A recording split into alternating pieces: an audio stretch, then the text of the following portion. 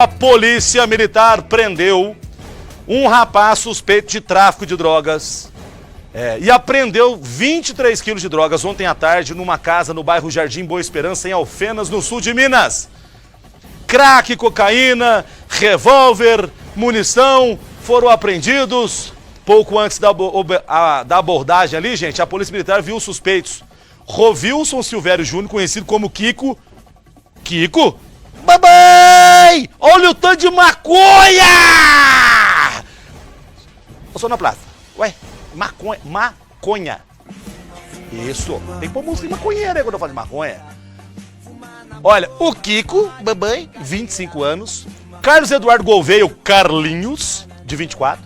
Ele estava chegando num carro. Segundo a polícia, dentro da casa estava, sabe quem? Não! Era o Jonathan. O Jonathan Aparecido Gonçalves, de 26 anos. Ele guardava as drogas lá. O Kiko e o Carlinhos perceberam a aproximação da polícia e fugiram no carro. Aí o Jonathan também conseguiu fugir. Pulou o muro do fundo da casa. Horas depois, o Kiko foi preso. Os outros dois suspeitos estão sendo procurados. A polícia, quando prendeu o Kiko, sabe o que ele fez? Apenas chorou. Olha o tanto de droga lá, olha o tanto de maconha lá, cocaína, crack, maconha. A única coisa que eles não prenderam ali foi o cone da polícia militar. O resto tudo ali, ó. Maconha, crack, revólver, balança de precisão. A gente fala balança de precisão, mas toda balança é de precisão, né?